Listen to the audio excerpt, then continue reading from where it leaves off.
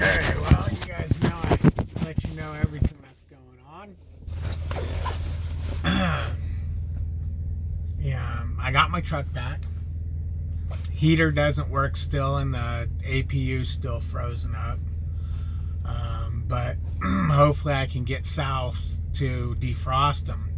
Funny thing is when I got to when they picked up my trailer, I sent a message, okay, I'm ready, and shut the light off on this thing so it's nice and dark in here when I go to sleep. So I sent a message saying I'm ready, and dispatch replied, "You're ready right now? I don't know if I can get you a load till morning." So I'm thinking, oh man, I don't want to sit in this truck all night. I'll freeze to death again. Although it's only 3 degrees out, and 3 degrees feels like summer right now. I mean, I've been outside hooking trailers up and everything, and it's, you know, you don't need gloves. I mean, after being in -20 and -40 to 60 wind chill, this is just like freaking beautiful. So he comes back about 5 minutes later with a dispatch.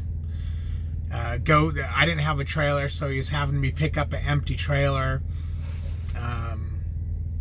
It couldn't have been on the way, because I ended up going like 200 and some miles to get to my 01. So picking up the trailer veered off, picked up, and then came back out.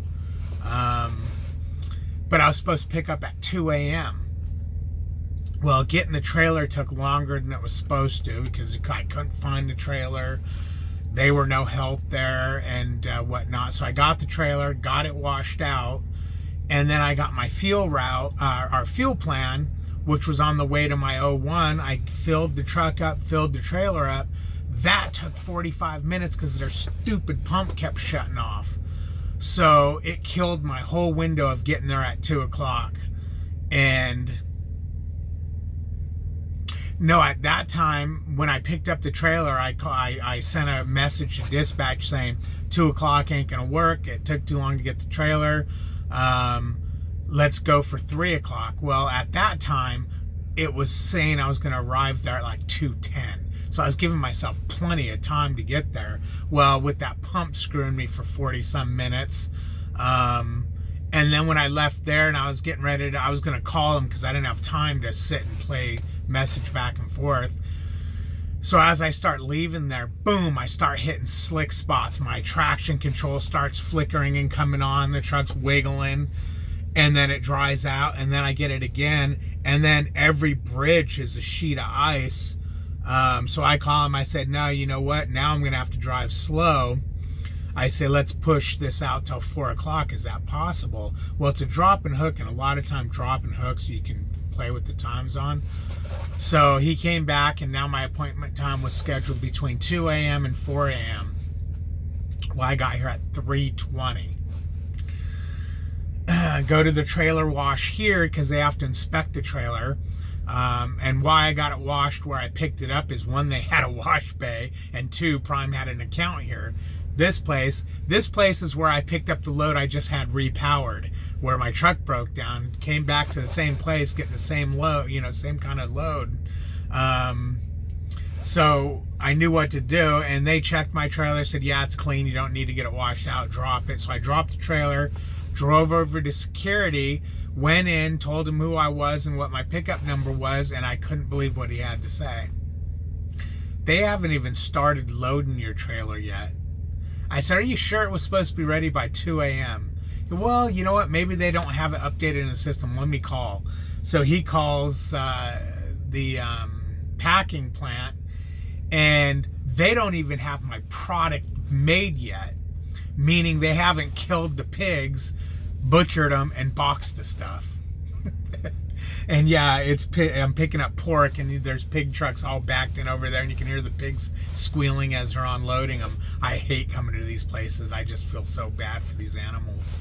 I hope their death is quick, but it's got to be so traumatizing for them.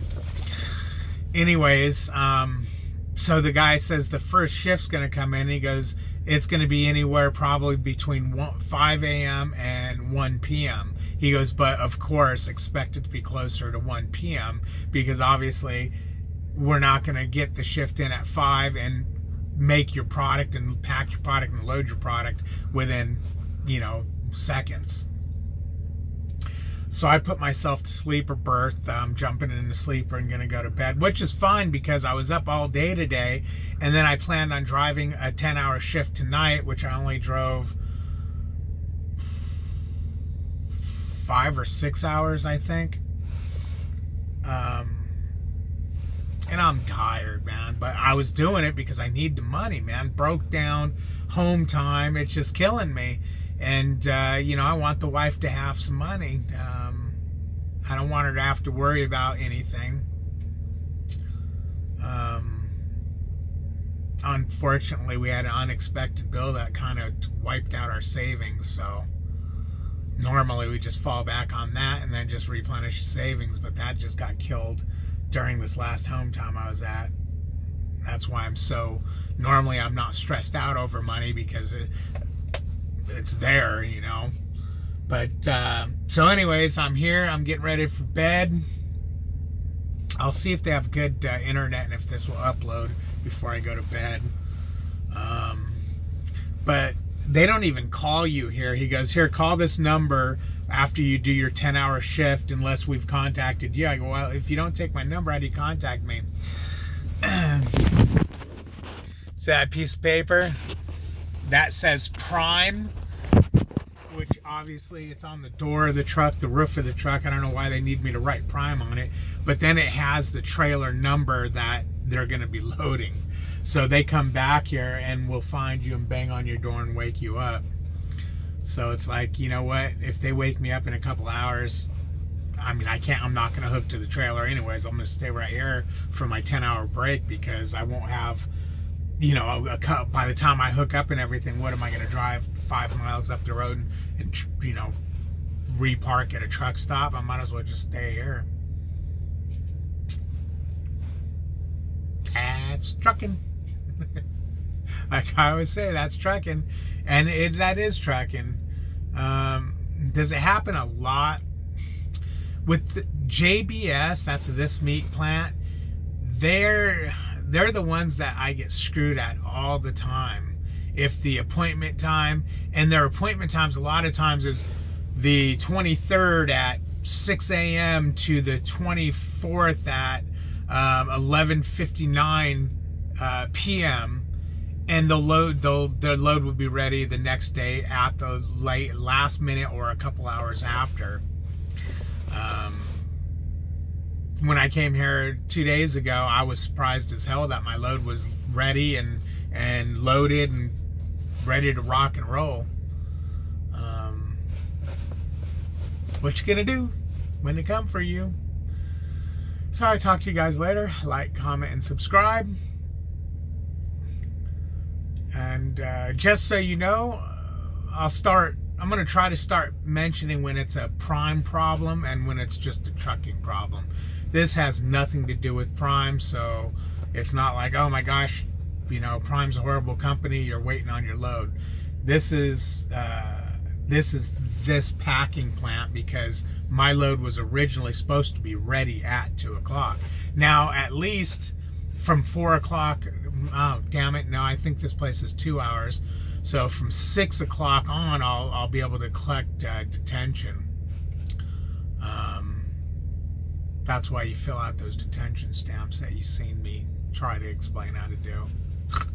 All right, guys, man, I'm tired. I'm out of here. Good night.